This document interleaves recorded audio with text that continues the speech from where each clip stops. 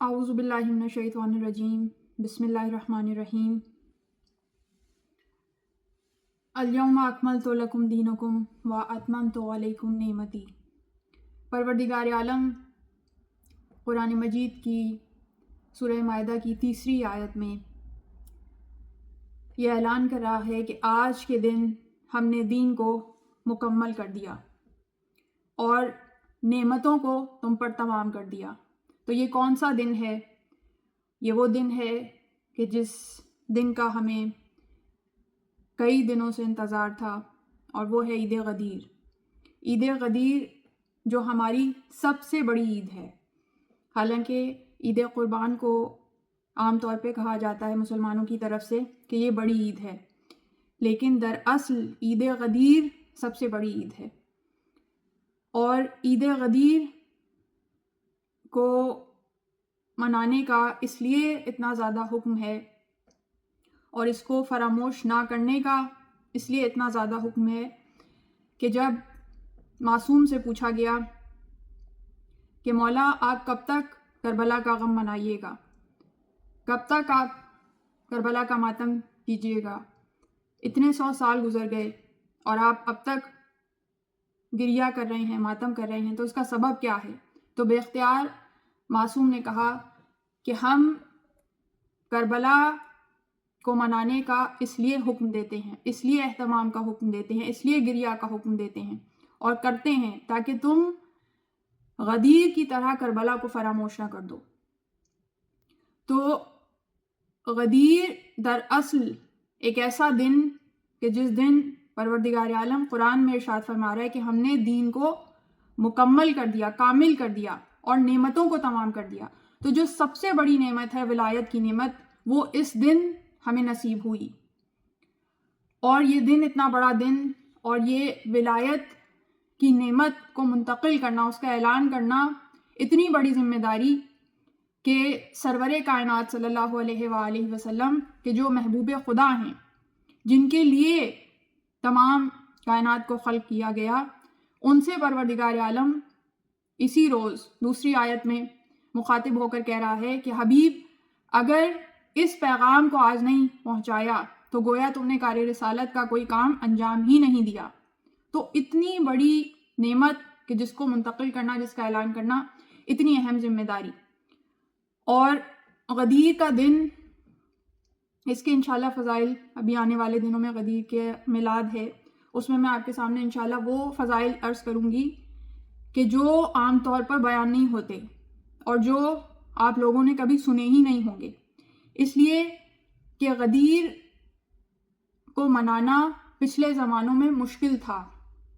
اس لیے کہ غدیر کو منانے کا مطلب یہ تھا کہ جو سقیفے کے ذریعے سے خلافت چھین لی گئی ہے، تو ہم جب غدیر کو منا رہے ہیں تو ہم خلافت کے خلاف بات کر رہے ہیں۔ تو اس لیے غدیر کو منانا مشکل تھا، معصوم کی خوشی کو منانا مشکل تھا، غم کو منانا پھر بھی آسان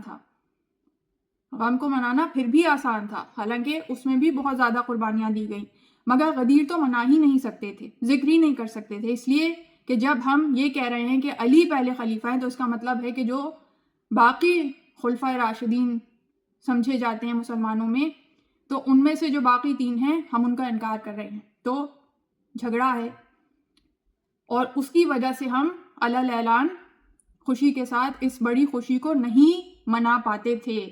اسی لیے غدیر کے فضائل اس طرح سے نہیں بیان ہو سکے یا نسلوں میں منتقل نہیں ہو سکے کہ جو اس کا حق تھا۔ اسی لیے جب آپ اب فضائل سنیں گے تو آپ کو ایسا معلوم ہوگا کہ آپ بالکل نئی بات سن رہے ہیں، مگر یہ بات نہیں ہے کہ ہم کوئی نئے فضائل نعوذ باللہ گھڑ کے لے آئے، مگر معصومین کی روایات کے مطابق ہی بیان کر رہے ہیں۔ پہلے نہیں کر سکتے تھے، اب آزاد ہیں کرنے میں نسبتاً، تو اب ہم اس کی ترویج کر سکتے ہیں۔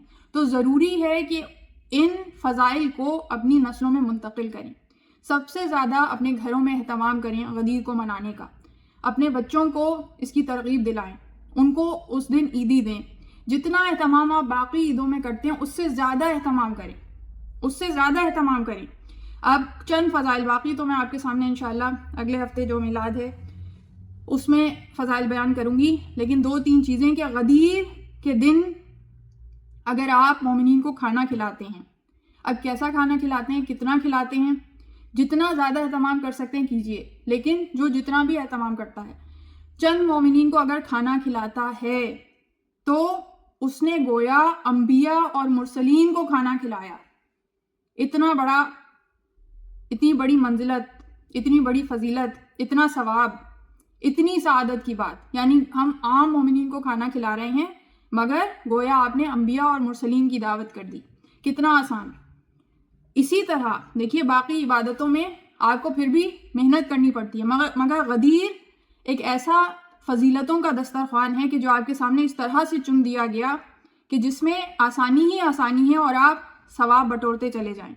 دوسری فضیلت بیان کروں کہ اگر غدیر کا دن آپ نے اہتمام سے منایا، یہی جیسے آپ عید مناتے ہیں، نئے کپڑے پہنتے ہیں، اہتمام کرتے ہیں، میٹھا بناتے ہیں، کھانے کا اہتمام کرتے ہیں، مومنین کی دعوت کرتے ہیں، یہی اہتمام، یہ عام اہتمام جو آپ باقی عیدوں میں کرتے ہیں وہ آپ نے غدیر کے دن کیا، غدیر کے دن کو اہتمام سے منایا، تو اس کا کتنا ثواب ہے. شب قدر آپ جب مناتے ہیں تو آپ کیا کہتے ہیں، 1000 راتوں کے برابر ایک شب. غدیر کا دن آپ نے عبادت نہیں کر رہے، آپ کوئی نماز نہیں پڑھ رہے، روزے نہیں رکھ رہے، روزہ رکھیں تو بہت اچھی بات ہے، مگر صرف اگر اہتمام کر رہے ہیں، یہ سب نہیں کر رہے، صرف اہتمام کر رہے ہیں تو 80 مہینوں کی عبادت کے برابر ثواب آپ کو حاصل ہو رہا ہے. 80 months، 80 مہینوں کی عبادت کا ثواب آپ کو حاصل ہو رہا ہے. اور اگر کوئی غدیر کا اہتمام کرے، غدیر کا دن اہتمام سے منائے اور اس دن وہ اس اہتمام سے دن گزارتے ہوئے اس دنیا سے رخصت ہو جائے تو معصوم فرما رہے ہیں اپنی حدیث میں، ماتا شہیدہ، وہ شہید کی موت مرا. یعنی اتنی فضیلت ہے غدیر کے دن کی، اتنی فضیلت ہے. تو یہ تمہید میں نے کیوں آپ کے سامنے عرض کی کہ دیکھیے جو بھی آپ چیز اہتمام سے منائیں، چاہے وہ معصوم کی خوشی کا دن ہے یا معصوم کے غم کا دن ہے، اس میں پروردگار عالم نے اتنی فضیلتیں، اتنا ثواب، اتنی سعادتیں پوشیدہ کر دیں کہ جس کا بیان ہمارے بس سے باہر ہے. ہم پوری طرح سے اسے بیان نہیں کر سکتے. یعنی پہروں ضرورت ہے ان احادیث کو ہم بیان کرتے چلے جائیں، گھنٹوں اس احادیث کو بیان کرتے چلے جائیں، مگر تمام احادیث کا احاطہ نہیں کر سکتے، چاہے خوشی منائیں یا غم منائیں. تو غدیر منسلک ہے کربلا سے. غدیر سے آغاز اعلان ولایت ہو رہا ہے، اور کربلا میں چونکہ اس ولایت کا حق غصب کیا گیا تو اس کے خلاف قیام ہو رہا ہے.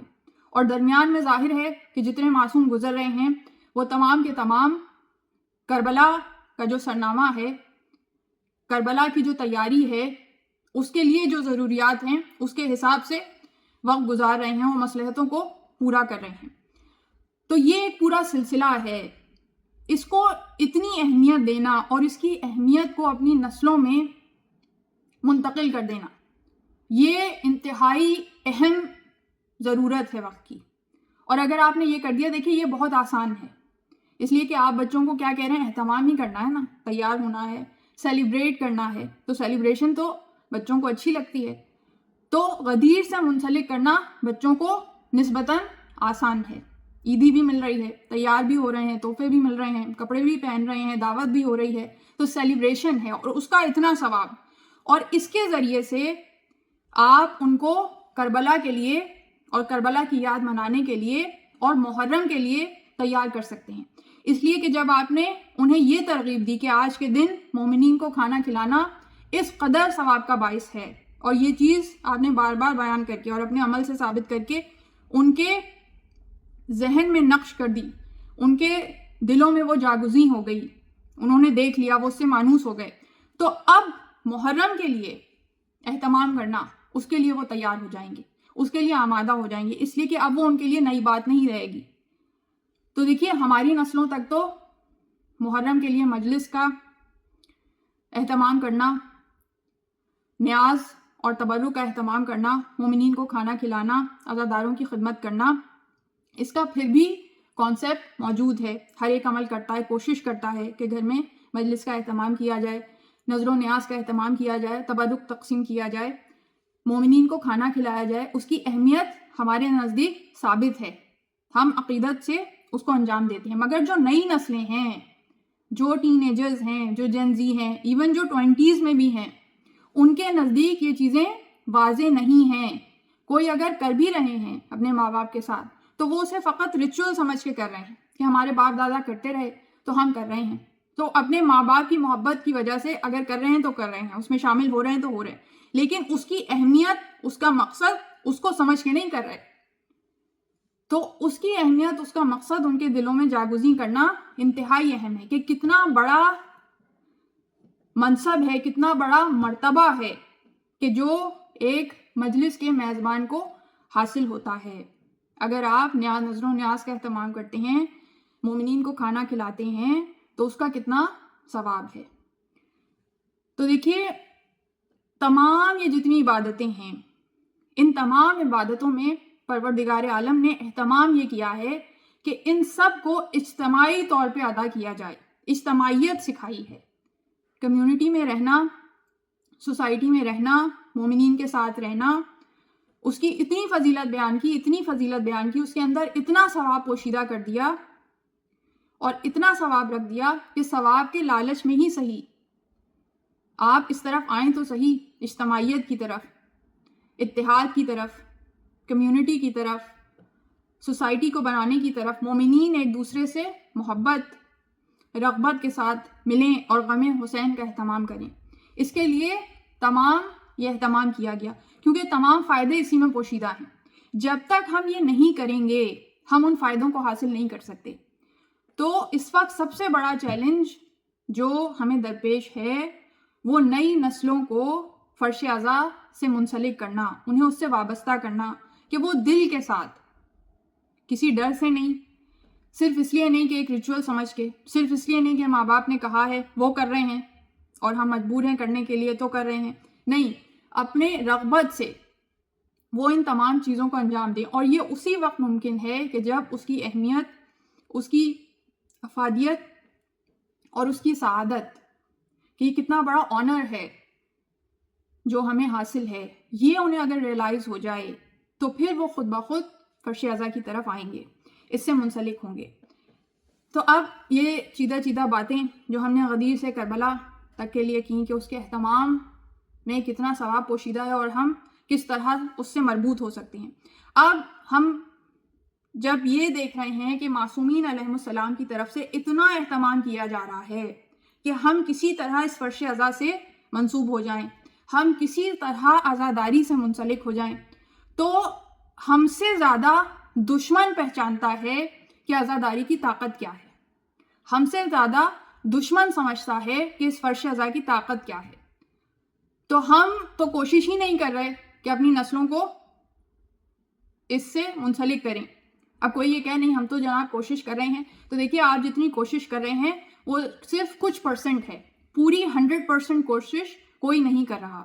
اس لیے کہ اگر 100% کوشش کریں تو پھر ممکن نہیں ہے کہ آپ کو نتیجہ نہ ملے. لیکن اب تک میں نے نہیں دیکھا کہ فی زمانہ ایسا کوئی کہ جو 100% کوشش کر رہا ہو. تو ہم تو نہیں کر رہے، لیکن دشمن 100% کوشش کر رہا ہے کہ ہماری نسلوں کو اس عظیم انسٹیٹیوشن سے کہ جو ہماری نسلوں کو سنوارنے والا ہے، عزاداری سے، اس سے دور کر دے. اسی لیے اتنی زیادہ نئی تحریفات، نئی غلط فہمیاں، نئی مسکانسیپشنز اس حوالے سے پیدا کی جاتی ہیں تاکہ لوگ اس سے دور ہوتے چلے جائیں. اس لیے کہ وہ جانتے ہیں کہ عزاداری ہماری شہرگ ہے. عزاداری وہ ہے جس کی وجہ سے ہم زندہ ہیں. عزاداری وہ ہے جس کی وجہ سے ولایت سے محبت ہمارے دلوں میں قائم ہے. اور اگر ہم اس سے وابستہ رہیں، ایک طرف اجتہاد سے وابستہ رہیں، ایک طرف عزاداری سے وابستہ رہیں، تو پھر کوئی قوم ہمیں ہرا نہیں سکتی. تو جب وہ یہ سمجھتے ہیں تو بلینز آف ڈالرز خرچ کیے جاتے ہیں. یہ میں آن دا ریکارڈ بات کر رہی ہوں، بلینز آف ڈالرز خرچ کیے جاتے ہیں کہ ہماری صفوں میں ایسے لوگ پلانٹ کیے جائیں جو ان کے پے رول پہ ہوتے ہیں، جو مختلف یورپین کنٹریز میں، کوئی سویڈن میں، کوئی جرمنی میں، کوئی سوئٹزرلینڈ میں، کوئی UK میں UK میں تو بہت بڑی تعداد ہے, پورے انسٹیٹیوشنز بنا دیے گئے ہیں جو MI6 کے انڈر کام کر رہے ہیں, جو ان کی ایجنسیز ہیں, انٹیلیجنس ایجنسیز ہیں, ان کے انڈر کام کر رہے ہیں. امریکہ ہے, کینیڈا ہے, یہ ہمارا ملک ہے, سارے ممالک میں پوری مشینری کام کر رہی ہے کہ اس کے خلاف بلینس آف ڈالرز خرچ کیے جائیں, ایسے لوگ ہماری صفوں میں پلانٹ کیے جائیں جو ویسے بہت نام رکھنے والے ہیں, یا جن کا نام ہو جاتا ہے انہیں خرید لیا جاتا ہے, انہیں منہ مانگی قیمت دی جاتی ہے اور انہیں خرید لیا جاتا ہے, اور ان کے ذریعے سے غلط عقیدے, تحریفات, ریچولز, غلط طریقے وہ نافذ کیے جاتے ہیں, جس کی مثالیں آپ کے سامنے ہیں. چاہے وہ شہادت ثالثہ کا نعرہ لگایا جاتا ہے کہ تشہد میں علی ولی اللہ کہا جائے, تشہد میں علی ولی اللہ کی گواہی دی جائے. اب ویسے انہیں دیکھیں کتنی کانٹرڈکشن ہے ان لوگوں کی باتوں میں. ایک طرف وہ یہ کہتے ہیں, دوسری طرف وہ یہ کہتے ہیں کہ نماز کی تو قضا ہے, مجلس کی کوئی قضا نہیں ہے. تو ادھر مجلس ہوتی رہے اور نماز کا وقت نکلتا رہے, اس کی پرواہ نہ ہو, ماتم ہوتا رہے اور اذان بھی ہوتی رہے, اذان کے احترام میں ماتم کو, مجلس کو نہ روکا جائے. تو دیکھیں کس کی سنت پہ چلانے کی کوشش کی جا رہی ہے. یہ ہمیں کہاں نظر آیا تھا کہ ایک طرف اذان کی آواز بلند کی جا رہی ہے اور دوسری طرف اس کا احترام نہیں کیا جا رہا, یا نماز کو یا اذان کو ولایت کے مقابلے میں کھڑا کیا جا رہا ہے. یہ سب یزید کے دربار میں ہمیں مختلف صورتوں میں, مختلف شکلوں میں چیزیں دکھائی دیں. وہی اب کرنے کی کوشش کی جا رہی ہے کہ نماز کو مجلس کے مقابلے میں, نماز کو حسین کے مقابلے میں لا کر کھڑا کیا جائے. اور یہ نہیں جانتے اس لیے کہ اکثریت جو ہے وہ جاہل ہوتی ہے, وہ بس جو اوریٹرز کہتے ہیں, خطبہ کہتے ہیں, خطیب کہتے ہیں, پڑھنے والے کہتے ہیں, وہ ماننا شروع کر دیتے ہیں, کہنا شروع کر دیتے ہیں. حالانکہ یہ نہیں جانتے کہ نماز تو حسین کے مقابل ہو ہی نہیں سکتی. حسین نماز کے ساتھ ہے, نماز حسین کے ساتھ ہے. حسین وہ ہیں کہ جنہوں نے اپنی جان قربان کر کے نماز کو قائم کر کے دکھایا. ہر لہجہ, ہر آن, ہر قدم پہ کربلا کے پورے واقعے میں نماز کی افضلیت, نماز کی شان ثابت کی کہ ہماری جانیں قربان ہو جائیں مگر اللہ کا ذکر مٹنے نہ پائے. تو وہ بیوقوف ہے کہ جو ایسے جھانسوں میں آ جائے. لیکن دیکھیے جب ایک مجمع ہو جہاں میجورٹی اس طرح کی باتوں پہ یا تو ہاں میں ہاں ملائے یا اس پہ عمل کرے کہ جب نماز کا وقت ہو جائے کوئی اٹھ کے اہتمام ہی نہ کرے, نماز پڑھے ہی نہ, یا خاموش ہو جائے, تو اس کا مطلب ہے کہ آپ نے سنت امام کو ترک کر دیا. تو ہمیں اپنی مجلسوں میں ایسی عزاداری بپا کرنے کی ضرورت ہے, ایسا اہتمام کرنے کی ضرورت ہے جیسے معصوم نے کیا, جیسے معصوم نے اسے بپا کیا. تو اگر ہم اس انداز میں کریں گے تو پھر ہم مقصد عزاداری تک پہنچ سکیں گے. تو دیکھیے عزاداری کے اصل مقصد سے ہٹا دینا, مقصد کربلا سے ہٹا دینا, یہ ان تحریفات کا مقصد ہے. یہ تو میں نے چند چیزیں آپ کے سامنے بیان کی. اس کے علاوہ آپ جانتے ہیں کس طرح سے اب ہمیشہ سے کوشش کی جاتی رہی ہے کہ حضرت قاسم کی مہندی کے نام پر, اور اب تو ایسی خرافات کہ مہندی اس طرح نہیں ہو رہی کہ صرف مہندی نکالی جا رہی ہے, بلکہ جس طرح سے شادی کی تقریب ہوتی ہے, بینڈ باجا بج رہا ہے, دھمال ڈالے جا رہے ہیں, ناچ کی گانا ہو رہا ہے, اس طرح سے حضرت قاسم کی مہندی منائی جا رہی ہے, حضرت علی اکبر کا صحرا گایا جا رہا ہے, منایا جا رہا ہے. تو نئی خرافات, نئی تحریفات شامل کرنے کی کوشش کی جا رہی ہے جس کی نظر جاہل عوام ہو جاتی ہے. تو اس کا مقصد یہ ہے کہ ہم کربلا کے مقصد سے دور ہو جائیں, حماسہ حسینی سے دور ہو جائیں. حماسہ یعنی کیا؟ انقلاب حسینی سے دور ہو جائیں. تو امام حسین ایک انقلاب لے کر آئے. امام حسین کا مقصد انقلاب لے کر آنا تھا، اور وہ انقلاب لے کر آئے. معاشرے میں انقلاب، خاندان میں انقلاب، فرد میں انقلاب، انڈیویجول میں انقلاب، کہ انڈیویجول اور فرد ایک یونٹ ہے. فرد سے خاندان بنتا ہے، جب فرد ملتے ہیں تو خاندان بنتا ہے، جب خاندان ملتے ہیں تو کمیونٹی بنتی ہے، کمیونٹیز بنتی ہیں تو معاشرہ بنتا ہے.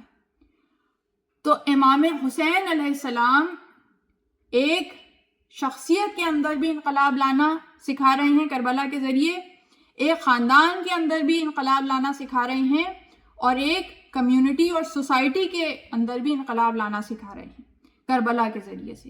یہ ہے اصل مقصد. اب انقلاب کے معنی کیا ہیں؟ کہ اگر شخصیت میں تبدیلی آ رہی ہے، مثبت تبدیلی، اگر دل منقلب ہو رہا ہے، دل پلٹ رہا ہے، تو اس کا مطلب ہے کہ امام حسین کا مقصد پورا ہو رہا ہے. اگر شخصیت میں انقلاب برپا ہو رہا ہے تو امام کا مقصد پورا ہو رہا ہے. امام حسین اس مقصد تک ہمیں پہنچانا چاہتے ہیں.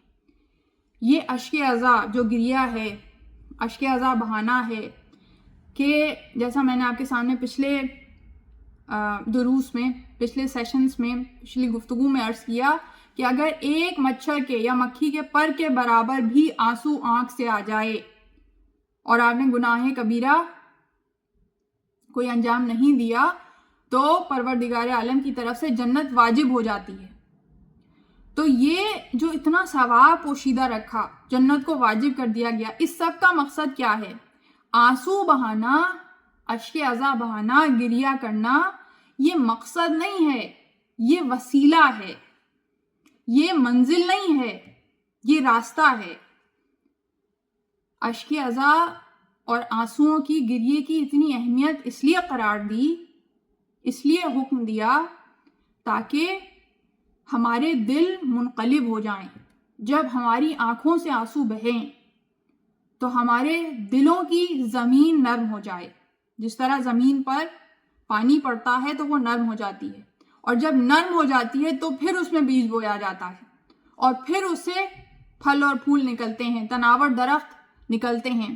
تو اس طرح سے آبیاری کی گئی، اور وہی آنسو، وہی اشک جس کے ذریعے سے دل پگھل جائیں، دل نرم ہو جائے، دل کی زمین نرم ہو جائے، تو وہ صرف ہمارے دل نہیں، ہمارے دل پہ تو اثر ہوگا ہی، جو دیکھنے والے ہیں ان کے دلوں پہ بھی اثر ہو جائے. اس لیے کہ غم جو ہے وہ اپنے اندر ایک بہت طاقت رکھتا ہے. آپ اگر راستے سے گزر رہے ہیں، آپ کسی کو دیکھیں کہ لوگ ہنسی مذاق کر رہے ہیں، زور زور سے ہنس رہے ہیں، تو آپ ایک نظر ڈالیں گے اور گزر جائیں گے، آپ کبھی رکیں گے نہیں. لیکن اگر آپ یہ دیکھیں کہ کوئی ایک تنہا شخص بھی رو رہا ہو، تو آپ انسانی ہمدردی کے طور پر، جس کے اندر تھوڑی سی بھی ہیومینٹی ہو، تھوڑی سی بھی اس کی ویلیوز ہوں، تو وہ انسان فوراً رکے گا، اور رکنے کے بعد اس شخص سے دریافت کرے گا کہ رونے کا سبب کیا ہے، رونے کی وجہ کیا ہے. تو یہ طاقت ہے غم کی، یہ طاقت ہے آنسوؤں کی. تو فقط اپنے دل کی زمین کو نرم نہیں کرتے، جو دیکھنے والے ہیں ان کے دلوں کی زمین کو بھی نرم کرنے کا اہتمام ہے، کہ وہ اس گریے کو دیکھ کے، کیا فقط ایک انسان نہیں کر رہا، ایک گروہ ہے جو مجلس میں، عزاداری میں، جلوس میں غم کو منا رہا ہے، آنسوؤں کو بہا رہا ہے. تو اب ہر ایک انسان رک کر پوچھے گا کہ یہ کیا ہو رہا ہے، یہ غم کس لیے منایا جا رہا ہے، آپ کیوں گریہ کر رہے ہیں، کیوں رو رہے ہیں، انسانی ہمدردی کے ناطے، تجسس کے ناطے. اور یہی ہم دیکھتے ہیں کہ یہاں ہم جب عزاداری کرتے ہیں، جلوس نکلتے ہیں، ویسٹرن کنٹریز میں نکلتے ہیں، یہاں میلبرن میں بھی نکلتے ہیں، تو ہمارا تجربہ ہے کہ جو والنٹیئرس ہیں، کام کرنے والے ہیں، تو ہم اکثر یہ دیکھتے ہیں کہ میجورٹی لوگ جو نان مسلمس ہیں جب گزرتے ہیں تو وہ وہاں رک جاتے ہیں، مشاہدہ کرتے ہیں، آگے بڑھ کے سوال کرتے ہیں کہ یہ کیا ہو رہا ہے. تو یہی دراصل مقصد ہے عزاداری کا، یہی مقصد ہے آنسوؤں کا، کہ ترویج حق ہو، حق کا پیغام منتقل ہو. تو میں نے کہا کہ آپ کے دل کی زمین بھی نرم ہو، جو دیکھنے والے، سننے والے ہیں ان کے دلوں پہ بھی اثر ہو، اور تیسری جو وجہ ہے کہ آپ کے نسلوں کے جو دل ہیں، آپ کے جو بچوں کے دل ہیں، ان پہ بھی آپ کے آنسوؤں کا اثر ہوتا ہے۔ بچے کے دل پر جتنا ماں کے اور باپ کے آنکھوں سے نکلے ہوئے آنسوؤں کا اثر ہوتا ہے، کسی اور چیز کا نہیں ہوتا۔ وہ بچہ جو کھیل میں مشغول ہو، ایک دم دیکھے کہ ماں یا باپ رو رہا ہے تو فوراً رک جائے گا، تجسس سے دیکھے گا، جھانک کے دیکھے گا، آنسوؤں کو پوچھے گا، چہرے کو ہاتھ لگائے گا، پھر بعد میں سوال کرے گا کہ گریے کا سبب کیا ہے، کیوں رویا جا رہا ہے۔ تو اب یہ گریہ، یہ آنسو، یہ اشک عزا، یہ وسیلہ ہیں، یہ راستہ ہیں، یہ منزل نہیں ہے، یہ مقصد نہیں ہے۔ مقصد کیا ہے، منزل کیا ہے جہاں تک معصوم ہمیں پہنچانا چاہتے ہیں؟ جیسا میں نے آپ کے سامنے عرض کیا کہ انقلاب بپا ہو۔ اب انقلاب کس طرح سے بپا ہو، مقصد کیا ہے اصل؟ تو دیکھیے، جو پروردگار عالم نے ہر عبادت کا مقصد قرار دیا، وہی اس عبادت کا یعنی عزاداری کا مقصد ہے۔ اور وہ مقصد کیا ہے، اس کو سمجھنے کے لیے بہت آسان میں آپ کے لیے کر دوں، اس لیے کہ اب دامن وقت میں گنجائش نہیں ہے، میں نے گفتگو کو سمیٹنا ہے۔ فقط ایک مثال بیان کروں گی اور آپ کے سامنے مقصد واضح ہو جائے گا کہ دیکھیے، جتنی عبادتیں ہیں، سب عبادتوں کا ایک مقصد ہے، اور وہی مقصد عزاداری کا ہے۔ تو سمجھنے کے لیے، اور جس کی مثال ہمیں معصوم کی زندگی سے ملتی ہو، تو سب سے افضل عبادت وہ نماز ہے، سب سے اول عبادت وہ نماز ہے۔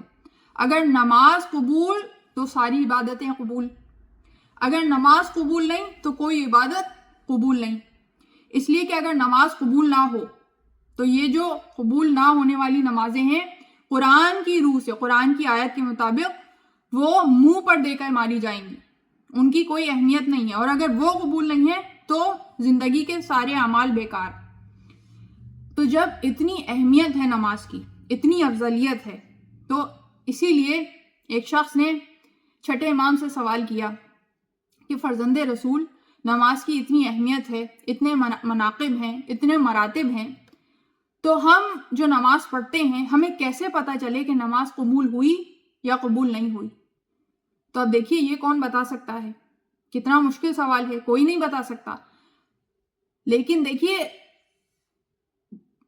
2 رکعت نماز پڑھانے والا امام نہیں بتا سکتا، مگر امام وقت بتا سکتا ہے۔ جو امام برحق ہے وہ بتا سکتا ہے۔ اسی لیے بے اختیار چھٹے امام نے کہا کہ یہ تو فوراً پتہ چل جاتا ہے، یہ تو فوراً پتہ چل جاتا ہے۔ کہا فرزند رسول کیسے؟ کہا کہ یہ دیکھو کہ نماز پڑھنے کے بعد، نماز کو تم نے قائم کیا، نماز پڑھنے کا حکم نہیں ہے قرآن میں، نماز کو قائم کرنے کا حکم ہے، اس لیے کہ نماز 1-2 دفعہ کی بات نہیں ہے، نماز کو اپنی زندگی میں قائم کیا جاتا ہے۔ تو جب نماز قائم کرتے ہو، نماز کو قائم کرنے کے بعد یہ دیکھو کہ تمہارے اندر کون سی ایسی اچھائی تھی کہ جو پہلے نہیں تھی اب آ گئی، کون سی ایسی نیکی تھی جو تم پہلے انجام نہیں دیتے تھے اب انجام دینے لگے، یا کون سا ایسا گناہ ہے کہ جو تم پہلے انجام دیتے تھے، جو تم سے سرزد ہوتا تھا، اب تم نے وہ گناہ کرنا چھوڑ دیا۔ تو اگر نیکیاں بڑھتی چلی گئیں اور گناہ جھڑتے چلے گئے، گناہ کم ہوتے چلے گئے، تو سمجھو کہ نماز قبول ہوتی چلی گئی۔ اور اگر نیکیاں بڑھ نہیں رہی، گناہ کم نہیں ہو رہے، تو پھر ٹکریں سمجھو یہ نماز نہیں ہے۔ تو جہاں نماز کے متعلق اس طرح سے معصوم بیان کر رہے ہیں، نماز کے مقصد کو بتا رہے ہیں کہ نماز کا مقصد بھی کردار میں انقلاب کا بپا ہونا ہے، کردار کی تبدیلی ہے، وہیں عزاداری کا مقصد بھی یہ ہے۔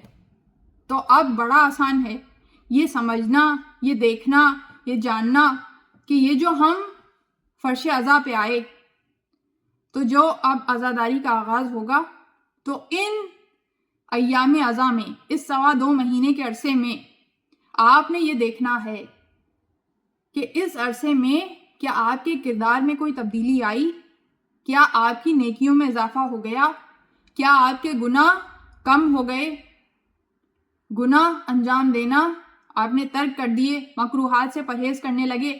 اگر کردار میں تبدیلی آئی ہے، آپ کی شخصیت میں انقلاب بپا ہوا ہے، شخصیت تبدیل ہوئی ہے، نیکیاں بڑھتی چلی گئیں، گناہ کم ہوتے چلے گئے، تو سمجھ جائیے کہ اس سال کی عزاداری آپ کی قبول ہو گئی۔